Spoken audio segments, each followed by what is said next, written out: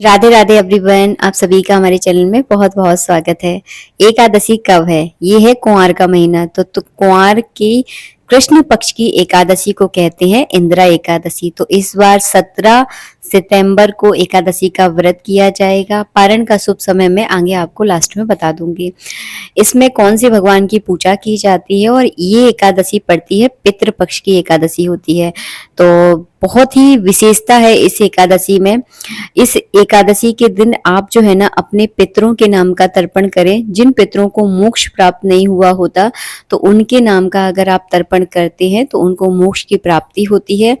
तर्पण में आपको बता दूं, घर की महिलाएं तर्पण नहीं करती हैं। घर के बुजुर्गों को तर्पण करने का अधिकार है।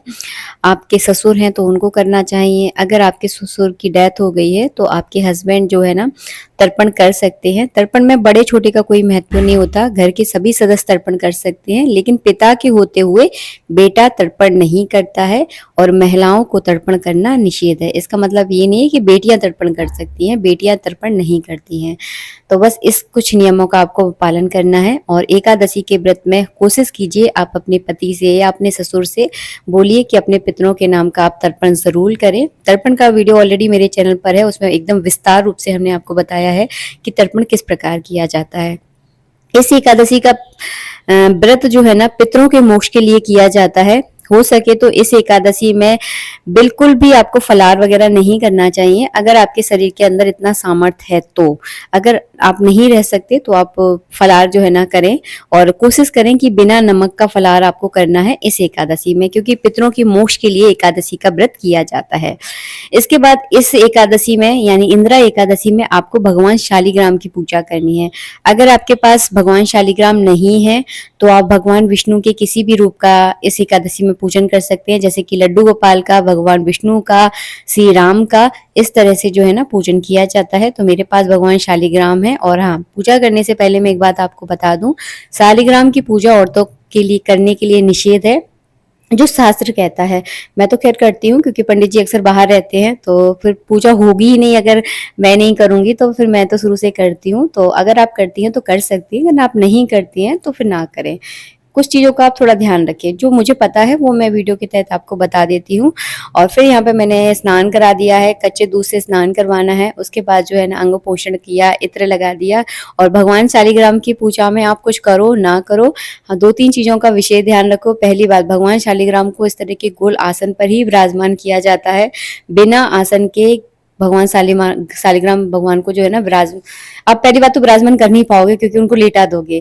तो हमेशा जब भी उन्हें विराजमान करें इस तरह के आसन पर ही करें, जो कि कुशा से बनाया जाता है, जो कि बहुत ज्यादा शुभ होता है। मैंने बहुत पहले इसका एक वीडियो बनाया था, अगर आप नीचे स्क्रॉल करोगे ना तो आपको दिख जाएगा वैसे ये वीडियो। अगर आपके घर में शालिग्राम भगवान है ना तो इस तरह का उनके लिए आसन आप जरूर बनाओ, बहुत शुभ रहता है ये घर में बनाना। तो बना सकते हो, कोई ज्यादा रॉकेट साइंस नहीं है, इजी तरीके से हम लोगों ने बनाया था। यहाँ पे मैंने भगवान शालिग्राम में दूसरी एक चीज का विशेष ध्यान रखना है, वो ये कि भगवान शालिग्राम की पूजा तुलसी के बिना अधूरी है। तो उनके सिर पर जो है ना तुलसी आपको विराजमान जरूर करनी है। तो मैंने इस तरह से सूक्ष्म जो है ना उनका पूजन कर दिया है। घी का दीपक उनके सामने जला दीजिए। पितरों के लिए ये एकादशी का व्रत किया जाता है। तो इस एकादशी में काले तिल का बहुत महत्व है। काले तिल आपको चढ़ाना है। मेरे पास इस समय उपलब्ध नहीं है तो मैं नहीं चढ़ा पा गया, दिखा पा रही हूँ आपको। कोशिश कीजिएगा काले तिल ही इस पूजा में चढ़ाइएगा, क्योंकि पितरों को मोक्ष देने वाली एकादशी है। फल का मैंने यहाँ पे भोग लगा दिया है। दीपक भगवान के सामने प्रज्वलित कर लिया है। और ये पूजा जो है ना सुबह के समय ही की जाती है। पुष्प चढ़ा दें, पितरों के मोक्ष की पूजा है तो यहाँ पे सफेद कलर के फूल जो है ना भगवान शालिग्राम पर अर्पित करें, और पितरों के नाम के भी फूल जो है ना भगवान शालिग्राम पर ही आप चढ़ा दें।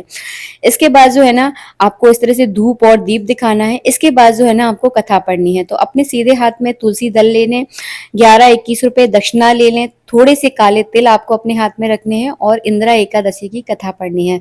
कथा में आपको स्पष्ट रूप से समझ में आ जाएगा कि इस एकादशी का व्रत ही पितरों के मोक्ष के लिए किया जाता है।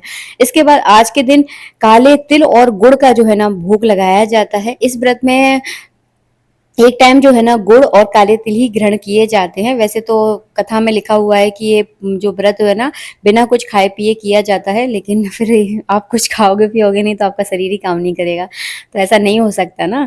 तो आप जो है ना कोई एक टाइम में फलार कर लें, दूसरे टाइम जो है ना गुड़ और तिली आप खा लें। उसके बाद जो है ना जल का अर्घ दे दिया है, आरती कर दी है मैंने।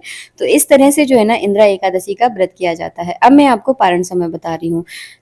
पारण आपको जो है ना 18 सितंबर के दिन करना है। सुबह 6:07 से लेकर 8:36 तक जो है ना सुबह के समय पारण का समय है। इस बीच जो है ना आपको पारण करना है। पारण के समय आप चना या चावल जो है ना खाकर पारण करें।